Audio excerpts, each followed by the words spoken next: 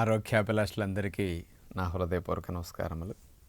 బిడ్డకు తల్లిపాలు అందిస్తే అన్ని పోషకాలు వస్తాయి, ఆరోగ్యం బాగుంటుంది, పిల్లలకి ఇమ్యూనిటీ బాగా పెరుగుతుందని ఇలాంటివి మాత్రమే చిన్న ఏజ్లో మంచి లాభాలు వస్తాయి అని అనుకుంటాం. కానీ తల్లిపాలని 3 నుంచి 6 నెలల పాటు తప్పనిసరిగా ఇవ్వటం వల్ల 100 ఏళ్ల జీవితానికి బిడ్డల రక్షణ వ్యవస్థలో మంచి ఫౌండేషన్ ఇక్కడే పడుతుంది. ఇది లైఫ్ టైం రక్షణ కలిగిస్తుంది.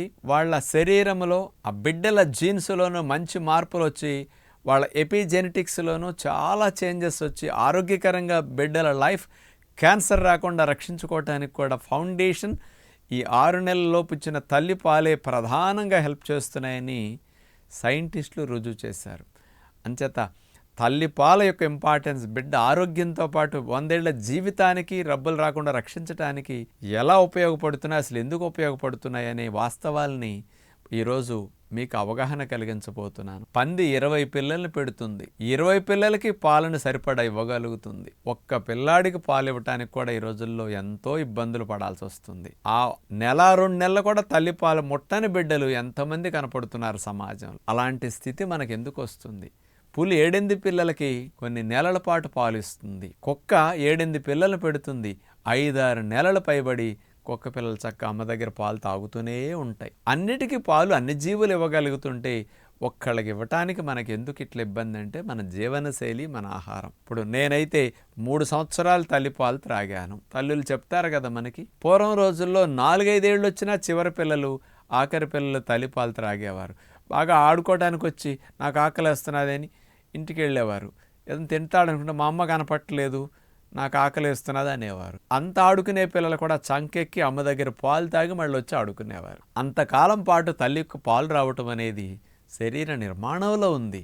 మన జీవనశైలి, ఆహారపు అలవాట్లు మంచిగా లేక ఈ రోజుల్లో ఇలాంటి స్థితి వచ్చింది అంటే కన్న బిడ్డలకి సరిగా పాలు ఇవ్వలేకపోతే ఆ బిడ్డల భవిష్యత్తు చాలా ఇబ్బందికరంగా ఉంటుంది. మేము గేదె పాలు, ఆవు పాలు పడుతున్నాం కదా, మరి టీవీల్లో చూపించినట్టు రకరకాల కాస్ట్లీ మిల్క్ తెచ్చి ఆ పౌడర్లు కల్పిస్తున్నా కదా అనుకుంటారు. వాటన్నిటిలో మీ బిడ్డలకు పోషకాలు మాత్రమే వస్తాయి, కానీ జీవితానికి సరిపడా ఆరోగ్యం మాత్రం వెళ్ళదు. మరి తల్లిపాల ద్వారా వెళ్ళినంత మార్పు, తల్లిపాలు బిడ్డ శరీరం లోపలికి వెళ్ళినప్పుడు ఆ బిడ్డ ఆ జీన్స్ కూడా హెల్దీగా మారటాన్ని, రోగనిరోధక వ్యవస్థ 100 ఏళ్ల పాటు మంచిగా ఉండే ఫౌండేషన్ వేయటాన్ని, క్యాన్సర్ రాకుండా రక్షించే వ్యవస్థ వీళ్ళ జీన్స్లో పెరగటాన్ని Barcelona Institute of Global Health శాస్త్రవేత్తలు 4000 మంది చిన్నారులను తీసుకుని వాళ్ళ మీద 12 ఏళ్ళు వచ్చిన వరకు ఉంచి స్టడీ చేశారు. ఎలా చేశారు వీళ్ళంటే, బిడ్డ పుట్టినప్పుడు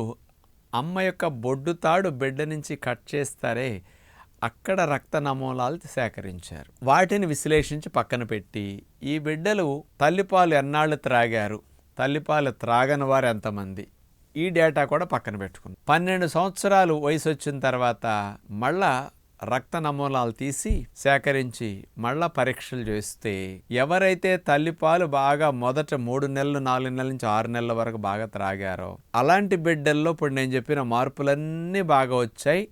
ఎవరైతే తల్లిపాలని అలా అసలు అప్పుడు కూడా తాగకుండా 10-20 రోజులు త్రాగారో, అసలు అది కూడా త్రాగలేదు, అలాంటి బిడ్డల్లో చూస్తే వాళ్ళ జీన్స్లో ఇమ్యూనిటీ తక్కువ, క్యాన్సర్ వచ్చే రిస్కులు ఎక్కువ. ఇలాంటివన్నీ ఫౌండేషన్లోనే ఏదన్నా వైరస్, బ్యాక్టీరియాలు దాడి జరిగినప్పుడు వాళ్ళ డిఎన్ఏలో కూడా చేంజెస్ వస్తాయి కదా, దాన్ని రిపేర్ చేసుకునే సామర్థ్యం కూడా బాడీలో సరిగా ఉండదు, రక్షణ వ్యవస్థ సరిగా లేకపోతే.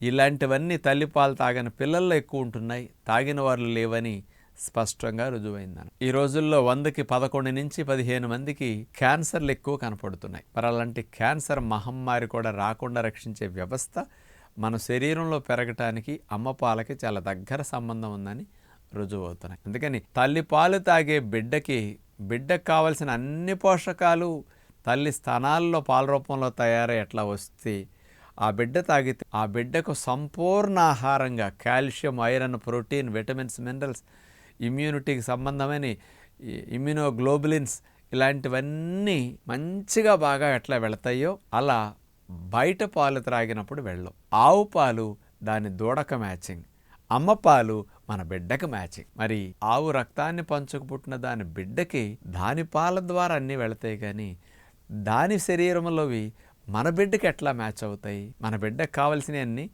ఆవు శరీరంలో ఎలా ఉంటాయి? అది.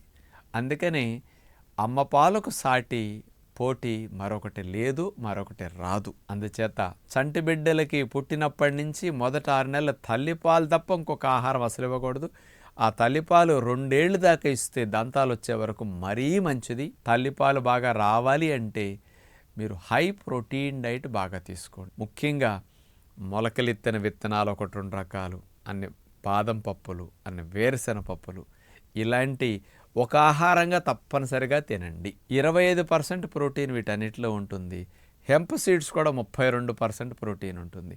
అలాంటి హెంప్ సీడ్స్ని కూడా అవి దోరగా వేపు ఉంటాయి, చాలా బాగుంటాయి. ఈ మధ్య మన గుడ్ హెల్త్ వారి హెంప్ సీడ్స్ని అలా ఈజీగా తినే విధంగా తెచ్చి మనకి ఫాలోవర్స్ అందరికి అందిస్తున్నారు. అలాంటి హెంప్ సీడ్స్ని స్పెషల్గా తెప్పించుకోండి. 32% ప్రోటీన్, మేకా కోడి కంటే ఇంకో 10-15% ఎక్కువ ప్రోటీన్ ఇందులో ఉంది. అలాంటి హెంప్ సీడ్స్ని కూడా ఉదయం పూట ఆహారంగా పెట్టుకుని పళ్ళు అవి తినండి.